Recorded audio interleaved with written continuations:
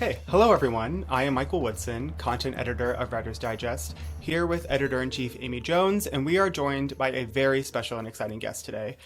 If you follow us on social media or if you frequent our website, you will know that we started a book club, and our first pick is none other than the much hyped, much praised heist novel Portrait of a Thief by debut novelist Grace D. Lee, and we are so lucky to be chatting with her today. Grace grew up in Pearland, Texas, and is a graduate of Duke University, where she studied biology and creative writing. She currently attends Stanford University School of Medicine, and her debut novel, Portrait of a Thief, was an instant New York Times bestseller, a #1 international bestseller, and is also in development at Netflix, with Grace serving as an executive producer. We are so excited to jump in, so let's just get to it. Thank you so much, Grace, for chatting with us today. Thank you so much for having me. I'm so excited to be here and for our fun conversation. Yeah.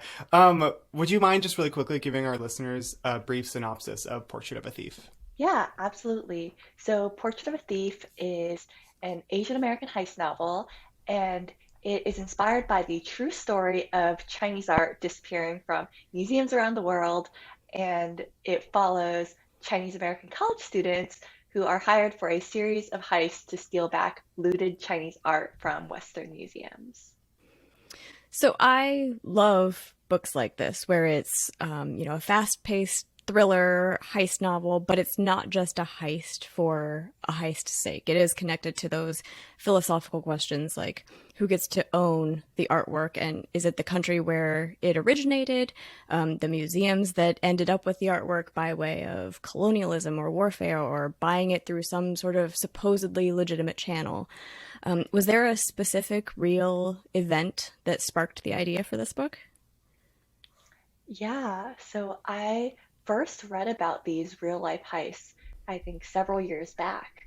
And so I had recently graduated college. I was living alone in New York City, and I was just reading the news, and I found out that all this Chinese art was getting stolen from museums, but also all of the art that was getting stolen had previously been looted from China. And so, as a lifelong fan of heist movies and someone who believes strongly in the repatriation of looted art, I felt like there was a really fun story there and I wanted to read something about it. But, it wasn't out there yet, so I thought that maybe I would have to write it. Yeah, something that I loved about Portrait of a Thief was that it felt like a character-driven book disguising itself as a plot-driven book. They're both so important to the strength of the storytelling, and the plot is page-turning. But I found myself really touched by how much the independent characters came through. And ultimately, what I found most resonating was their relationships with America, with China, with their definition of home, and their experiences within the diaspora, and how that seemingly propels the plot forward. In the writing process, did you lead with plot and then the characterizations came through the situations you put them in, or did you start from a place of character? How did that come to fruition Yeah, for you? I love that you described the book like that because I think it's really true to, my reasons for writing the book and what I was hoping to convey with it. In writing it, I think I outlined very carefully, and so I knew the major plot points that would happen ahead of time. But I think it was really driven by the characters for me, so it kind of felt like I'd given them a map and that I knew what their final destination would be, but the rest was more of them figuring out how they wanted to make it there, just because, the story, all stories for me that I love most are driven by the characters and their decision making and all the complications of their identity and their relationships. And so I wanted to do that with Portrait. Did you always know that it was going to be these five characters, or were there other characters that you ended up not including, or did the characters sort of morph and get combined or separated over the drafts of the book? Yeah, that's a great question. I think when I started off with thinking about these characters, um, I started off with these very classic heist archetypes. So I knew I needed a leader, a con artist, a hacker, so on and so forth. And that five was probably the bare minimum that you needed to pull off a successful heist. And from there, I started thinking about, what kind of characters, what kind of people would say yes to this, exciting but also fairly reckless, um, adventure. And so I started off with these five characters, and the process of writing it was really, I think, the act of learning them a little better. And something that I love to do in writing is to think about what a character wants versus what a character needs. And so that really helped me get a better sense of the characters and their motivations. And then as I kept writing, new side characters kept popping up. And I won't spoil anything for new readers, but there's slightly larger cast than the five main characters, and they were all new discoveries for me in terms of the side characters, but the five main characters remained fairly consistent throughout. Yeah, that's so interesting. Yeah, five is sort of a lot of narrators and points of view to fit into one story, but I loved getting their different perspectives. Was any one of those characters, those five narrators, harder or easier to write than the others? Yeah, I think that great question. All five of them obviously have a little bit of myself because I think that's the only way that I can ever write characters. Um, in terms of Sure. easier, probably Will, who's our heist leader, who's, his story starts and ends the book, and a lot of his, feelings about being a child of immigrants, about being the oldest child, I think are a lot of my own, just in terms of his ambition and his fear and his feelings towards art and wanting desperately to pursue art, but also being afraid of what it means to give it his all. So that's my relationship with writing in a nutshell. And then it was a little easier to write him because those are things that I'm constantly thinking of. And then Lily, who is our getaway driver, I think I struggled a bit writing her because her story is very personal in terms of she's also from a small town in Texas. She's coming to terms with what it means to be Chinese American and finding out, where she can belong and where she can call home. And that's something that I really, really struggled with, growing up and in my teens and even in college. And so it felt a little bit like stepping back in time and trying to grapple with all those big, Hmm. complicated, Wow. difficult emotions. I have a different question, but this is I want to ask too. Like, I also uh I'm really like I can't get Irene out of my head particularly, and I think it's because she's just so complicated and Mhm. in a sneaky way sometimes feels like the main character to me. And I was just curious, like, because Will and Irene are siblings, like, what was Mhm. that experience writing that relationship while other people are surrounding them that don't have the same history that they have together? Yeah, I love that you brought it up because I love Irene, and I love writing sibling relationships. So I'm the Mm, oldest of three. I have a younger sister who, majored in global affairs and is so competent and so smart. And I think that I always love thinking about siblings just because, you know, I wanted to write about people who very clearly love each other, yeah, but also feel this unspoken competition there where they always think the other one is doing everything they can do, but better. And, how it feels to grapple with that in the context of a yeah, heist where the stakes are so high. And so I love Irene. I loved writing her. I think yeah, that she's so competent, but also, she's so prickly and afraid of being vulnerable, and I think that was really fun and rewarding to write as she, grows from yeah. that. So there's this quality of Portrait of a Thief that is sort of like knowing and fun. Like there's so many references to heist movies and the Fast and Furious franchise, which I like stubbornly love all of the Fast and Furious movies. Um, do you too? Me too, me Uh, too. but I think it was kind of a stroke of genius to go against convention and make it less perfect and a little bit more messy. Their heists are loud and fast and amateurish because they're literally amateurs. I guess was this particularly challenging? Like, did you ever feel like you wanted to make it like more sleek and sophisticated at any point? Yeah, I thought about it. So a lot of the research that the crew does, paralleled the research that I did in writing this book, which was, watching the Ocean's movie, rewatching the Ocean's movie, rewatching Yeah. all the Fast and Furious movies, and obviously those are so sleek and so much fun.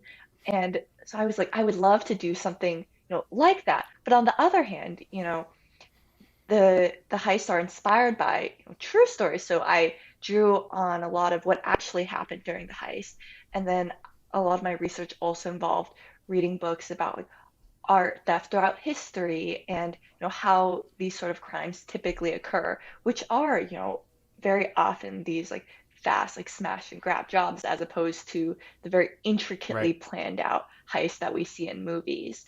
And so all of that was on my mind in terms of thinking how I wanted these characters to pull off a heist. And also, as I was writing this, I was like, man, like we're really limited by the scope of like my own ability in pulling off a heist. And I think that like what I would do and what, I think is feasible for college students really, comes within these Right. constraints where I don't think that they could pull off something that we see in, Fast and Furious or Oceans, And so I wanted to be a little bit realistic, but also, have some fun. I love hearing that. And something else that I loved about the characters that kind of goes into what we're saying is that they really felt like real college students to me, like real young people who are on the precipice of change, of trying to figure out their next move. And I think a lot of that is in the strength of the dialogue, but I am curious if you could talk a little bit from a craft perspective. What is your advice for writing authentic characters? Yeah, that is a great question. I'm not sure I'm qualified to give, like, blanket advice, Oh, but I will say that in terms of writing these characters, I, spent a long time thinking about them and getting to know them a little better. And so for me, I have, my Scrivener document, and then I have individual pages for each character. And so I write out, of course, what they want, what they need, and then these key characteristics of them. I walk whenever I go on walks. I'm constantly thinking about them, and so I write down things that I know about them, how they would respond in certain situations. Just because five is a large cast, and I wanted to make sure that they were all distinct.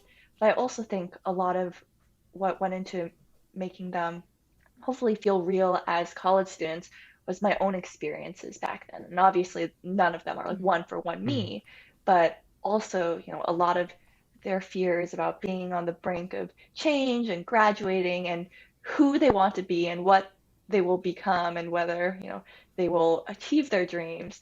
That was me. I started writing this like when I was fresh out of Yeah. college, and so I wanted to write it for, the person that I was at, 21 and how afraid I was of the future, but also, I was a little bit excited. And so I think a lot of it came to just keeping that very specific audience in mind, which was me at 21 years old.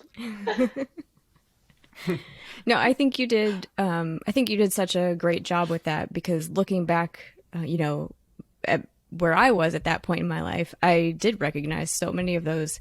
What am I going to do? What am I going to do after I graduate? And I spent Right. last week with my cousin who just graduated from high school, so it's, I even recognize some of that in her having to decide what she's going to do with the next Mhm. part of her life.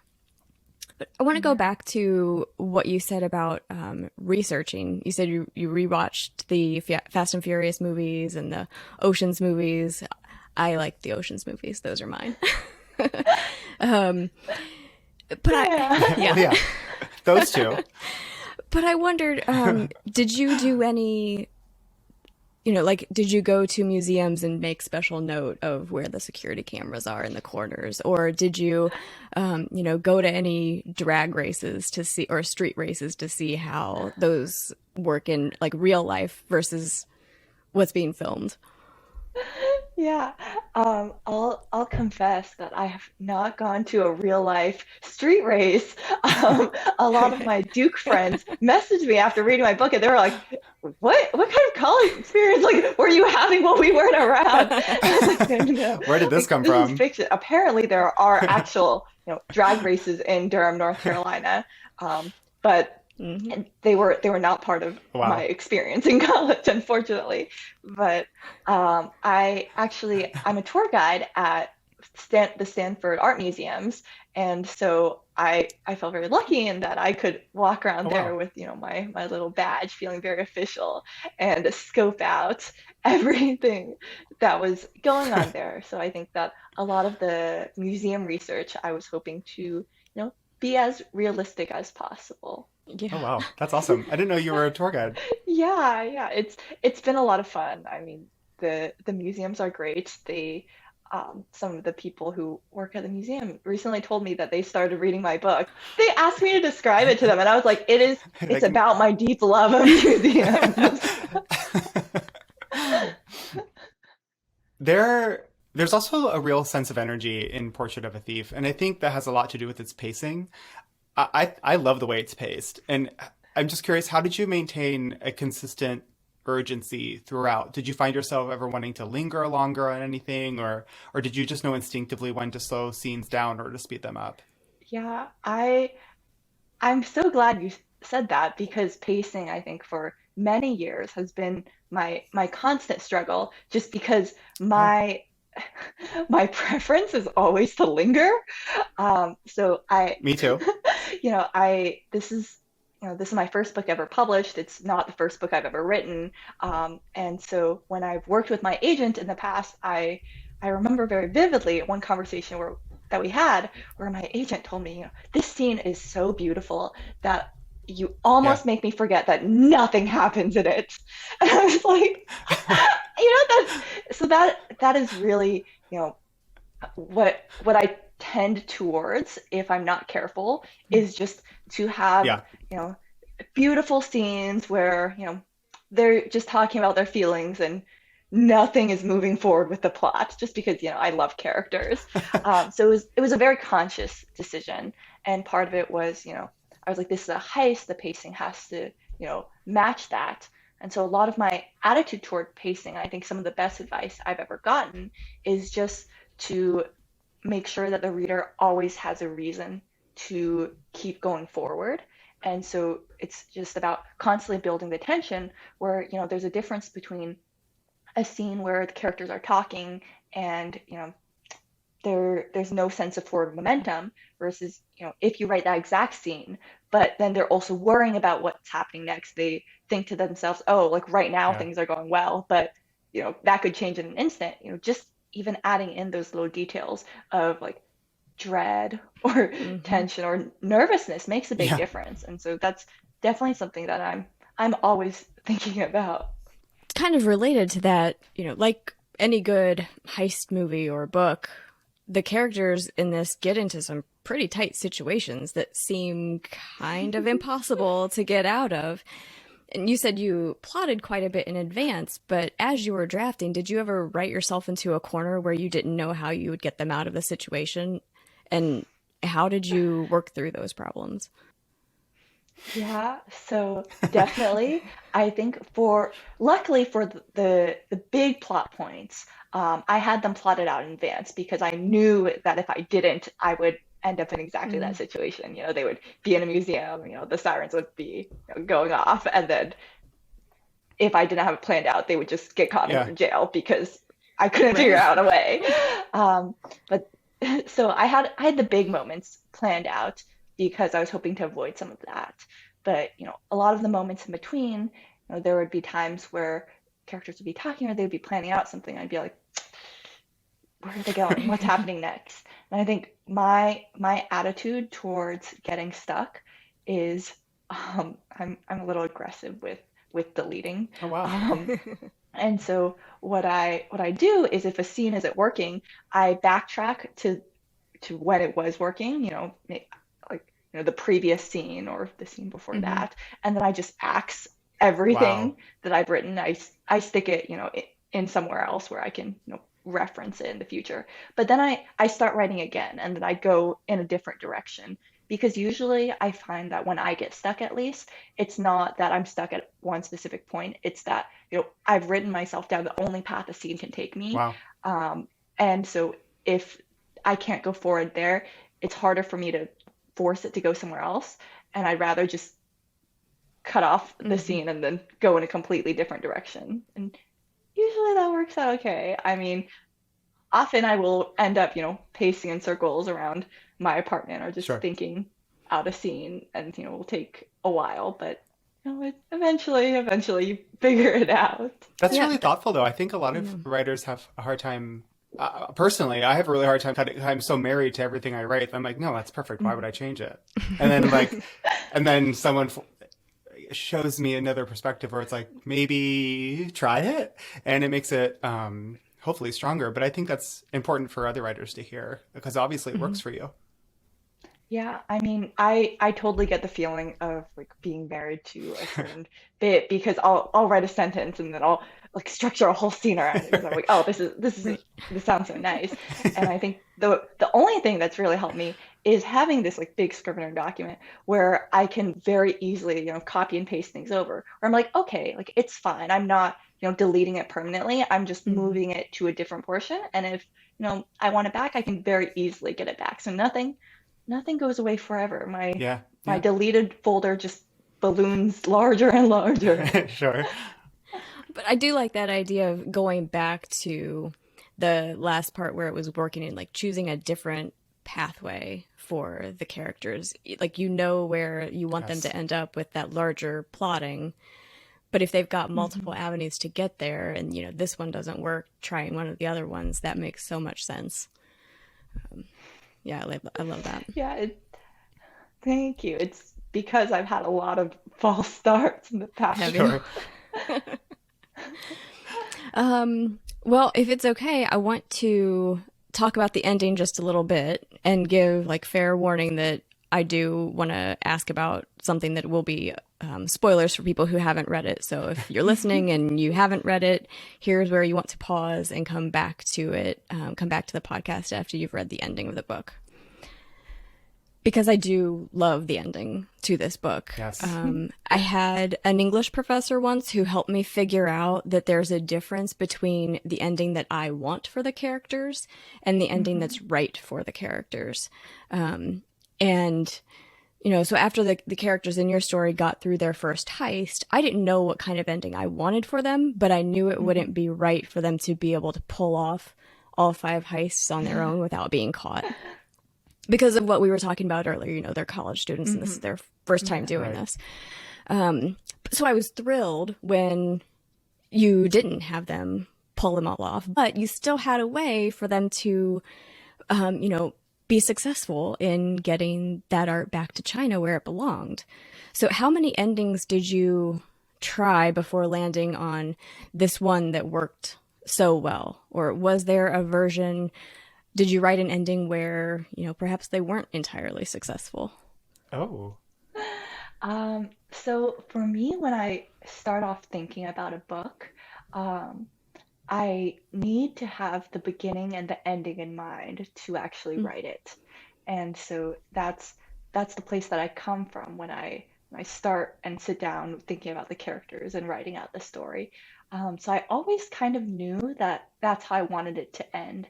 And I think part of it was, practical. Like there was no way that they could pull it off. And also, even if they could, there was no way I could conceivably write five heists into a single, like reasonably sized novel. Um, Right. but part of it also was that I wanted to talk about, the institutional responsibility of that, Hmm. museums have toward looted art, where, of course, this crew is stealing back this art and it's for a good cause. And, I Hmm. love them, love writing about them getting up to these crimes for the sake of, the greater good. But also, I didn't want it to just be that, this crew succeeded and that's why, change was able to happen. I wanted to, Mm. challenge, myself and also, museums and institutions as a whole to think about Hmm. what their culpability is and how, we're actually Mm, going to affect change in the real world, which is, them making their own decision to return looted Hmm. art. And, obviously in the book, the reasons why they make this decision is because of the pressure that's put on them, both by these heists and by the public. Um, but I think if we look at, what's going on today and with the return, with the start of the return of looted art, it's because of public pressure. And so Hmm. I wanted to talk about right. that, and I thought that that was, you know, the way that I wanted to come at this issue, and also I think for me a bit of a satisfying twist because all Hmm. heist books I think require that sort of like surprise and delight when you get to the end and the characters have pulled off you know the heist but in a way that you didn't expect them to, and so that was the way for me. Oh yeah. I mean, and there's like a running joke in my house where I fully can't guess any twist ever, so I'm always like endlessly shocked by all things. Like even oh, this is actually relevant. I don't remember which Fast and Furious movie it is, but whichever one, I guess this is a spoiler, but whichever one where the woman who's been working with The Rock, we learn is like a double agent. You know what I'm Oh talking yeah, about? yeah, yeah, of course, of course. Yeah, so that's my favorite Fast and Furious movie, and I'm to this day still shocked by that. I did not see it coming, and I didn't see it's such a cool, slick ending in Portrait of a Thief, and you also don't let the museums off Hmm. easy. Like they return the artwork, but you make it very clear it's like they're only doing this because people are really upset with them right now, and we have to remember that. Yeah, I mean, it sounds like you are the ideal reader and viewer for everything. Yeah. Yeah, I am. I have one last question, but I did want to ask before. This is going into our summer vacation reads podcast episode, and we talked a lot. We've talked a lot, the editors, about um, our positive associations with what we consider vacation reads, because it feels like this thing that, you're at the beach or somewhere, and you see all of these people doing the same thing separately but together. We're all reading books, and I just feel like Portrait of a Thief is a really accessible vacation read. And I'm just wondering, like, what are your feelings about um, people maybe considering this a book that they'd bring on vacation with them? I love that. I mean, Yeah. I think that I finished writing this book, at the start of the pandemic. I wrote it because I was, hoping for a form of escapism and just, a way to find joy among so much darkness and tragedy and grief. And so I I love the idea of other people doing the same thing and taking my book on vacation Yeah. with them. And I think that I personally love to take books on vacation. My dream vacation is like in the shade on a beach, beautiful water, beautiful setting. All I'm doing is reading a book and admiring the scenery. And so, I love that perspective. And I think that a vacation Yeah. read is just the highest of compliments because you're on vacation. You're like in this Yes. beautiful place. There's all this fun, and then you choose to read a book and to let it transport you. Totally. At the very top, we mentioned that Portrait of a Thief is being made into a Netflix series and that you're an executive producer. Are you able to share anything with us? How's that going? I don't know how much I'm allowed to share. They had me sign a bunch of paperwork, Cool. um, Okay. but We just won't send them the link to this episode yeah, then. yeah, yeah. But I will say that I met with them when I was in LA about a month ago, and they continue to be really excited about the book. Awesome. I think the reason that I chose Netflix was because they really had a commitment to emphasizing, Asian American voices, both on screen and the writer's room, on all aspects of the project. And they're really committed to making sure that the book on screen reflects, the same Hmm. themes and, conversations and conflicts as in the book. And so I'm really excited. I'm keeping all my fingers crossed about, things Yeah. continuing to go smoothly. But Yeah. Awesome. Yeah, I can't wait. I will be eagerly awaiting the Netflix. thank you. Me too. Me too. This was so lovely. Thank you, listeners, for joining us for our first book club chat. We hope you enjoyed it as much as we did. You can find Grace online at gracedlee.com, follow her on Instagram and Twitter at gracedlee, and head to our website, writersdigest.com, for where you can purchase her book, Portrait of a Thief. Grace, it's been such a pleasure talking with you. Thanks for joining us today. This has been so much fun. Thank you for having me. Here's the writing prompt for our Vacation Reads episode. Write a scene or short story in which a character has to go on a trip. It could be a vacation or a business meeting or to visit family. Whatever the reason, the journey to get to the destination does not go smoothly. What goes wrong? And how does the reason for the trip and the character's feeling about that trip affect how the character responds to the bumps along the way? Thanks for listening to Writer's Digest Presents. Join us in July when we'll be talking about community, which is perfect timing for the Writer's Digest annual conference in New York City. Until then, visit writersdigest.com for more writing prompts, advice, and inspiration. Email us at writers.digest@aimmedia.com to share your feedback, and join us on social media at Writer's Digest to share your thoughts about vacation reads. We look forward to hearing from you.